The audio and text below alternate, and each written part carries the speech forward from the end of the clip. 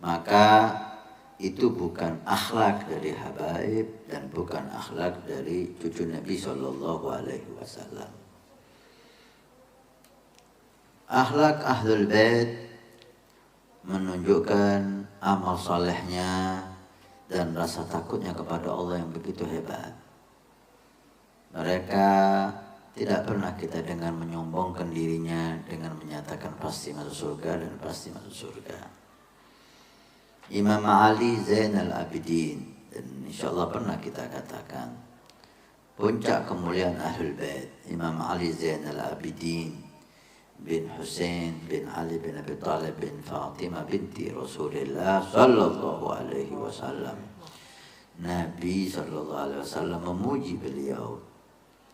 Nanti di hari kiamat akan ada seruhan, semua mendengar. Liyagum Zainul Abidin, berdirilah pemimpin orang-orang yang sujud. Fayagum, maka berdirilah anak dari Husain ini, yaitu Ali Zainal Abidin. Baik, bagaimana akhlak beliau mengenai surga dan neraka tentang Ahlul Bait? Beliau pernah dilihat menangis begitu hebat memegang tali Ka'bah. Menangis sampai pencintanya ingin menghibur beliau dengan mengatakan, "Ya Imam, wahai Imam kami, Anda Ali Zainal Abidin, Anda putra Husain, Ali bin Abi Thalib kakek Anda, Fatimah Zahra nenek Anda, Rasulullah kakek Anda dan Anda dipujilah tentang nasab suci beliau. Memang nasab yang begitu indah dan mulia." Kemudian beliau menoleh kepada orang yang memuji tadi dengan air mata yang membasahi pipi dan jenggotnya. Beliau mengatakan, "Isma, dengarkan ya fulan. Innallaha khalaqal jannah liman ata." Allah itu menciptakan surga kepada siapapun yang taat. Walau abdan habasyia, walaupun yang taat itu budak dari Ethiopia, dari Habasyi. Wa innallaha khalaqan nar liman asa. Allah itu menciptakan neraka bagi yang maksiat. Karena orang tadi ngomong, kamu gak mungkin masuk neraka, kamu cucu Nabi dan seterusnya. Allah menciptakan neraka bagi yang maksiat, walau sayyidan Quraisya, walaupun yang maksiat itu pemimpin Quraisy. Lihat, beliau tidak mengatakan walaupun yang maksiat cucu Nabi, tapi beliau memperluas walau yang maksiat itu pemimpin Quraisy. Quraisy di situ ada Muslim, ada kafir. Nah, walhasil menyatakan dirinya pasti masuk surga, tidak mungkin masuk neraka, ini bukan akhlak Ahlul Bait. Bukan akhlak Ahlul Bait. Akhlak Ahlul Bait takut kepada Allah. Al-Habib Abdurrahman As-Segaf, kakek daripada hampir semua habaib yang ada di Indonesia ini dan di Hadramaut, Abdurrahman As-Segaf, karena hampir semua nasab kembali kepada beliau.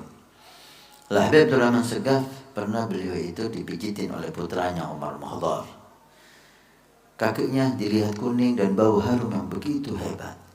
Sayyidina Umar Muhdar, beliau bertanya, "Ya abati, wahai ayahku, enggak sebiasanya warna kulit kaki Anda semacam ini, kuning dan bau semerbak di kaki Anda. Dari mana abah ini? Minyak wangi apa yang enggak pernah kita cium baunya?" Qala ya waladi, alhamdulillah, Allah baru saja mengizinkan saya masuk ke surga. Dia masih hidup. Dan ini warna kuning ini warna rumput surga, dan bau harum ini bau rumput surga. Karamah begitu hebat. Tapi setelah itu beliau menangis dengan dahsyatnya. Ditanya, "Kenapa kok menangis ya Abah? Ini kemuliaan, ini karamah. Anda masih hidup, diizinkan masuk surga." "Saya takut ya waladi, saya sekarang dimasukkan surga, tapi nanti setelah mati saya masuk neraka." Abdurrahman Segaf 4 kali khatam Quran di siang hari, 4 kali khatam Quran di malam hari, sehari semalam 8 kali khatam Quran. belum zikir yang lain, belum ibadah, belum ta'ah, belum ilmu dan seterusnya. Karamah begitu hebat, masuk surga ketika beliau hidup, masih takut masuk neraka. Anak takut ini istidrajan min Allah. Sekarang saya masuk ke surga, tapi nanti saya masuk neraka. Ini akhlak ahlul bait, masih tetap takut masuk neraka. Maka itu bukan akhlak ahlul bait, dan itu sangat tercela jika keluar dari ahlul bait. Tapi selain ahlul bait, hendaknya husnul dzan. Hendaknya husnul dzan seperti yang dilakukan para ulama kita, para sholihin kita, para kiai kita. Husnul dzan kepada nasab yang mulia ini, mengambil ayat Al-Quran, innama yuridullahu liyudhiba ankumur rijsa ahlul bait wa yutahhirukum tathira. Allah ingin mensucikan kamu wahai ahlul bait, dan membersihkan kejelekan kamu dan mensucikan sesuci-sucinya. Enggak mungkinlah setelah Allah mensucikan akan dimasukkan neraka. Ini madhab, ini akidah, ini akhlak para ulama, para sholihin yang bukan ahlul bait. Maka alangkah indahnya ahlul bait meniru akhlak para nenek moyangnya, para kakeknya, takut kepada Allah, takut dengan neraka Allah, mengagungkan apa yang diakui oleh Allah. Kemudian selain ahlul bait, husnudzan kepada mereka, dengan akidah cucu anak cucu Nabi tidak mungkinlah dipakai di neraka Allah Subhanahu wa taala.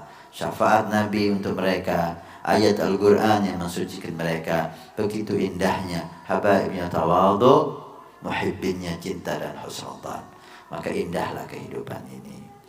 Tapi kalau sebaliknya, maka jelek. Habaibnya sombong, selain mereka suudzon dengan mereka, enggak ketemu, maka kehidupan tidak akan indah. Nah, Ustaz,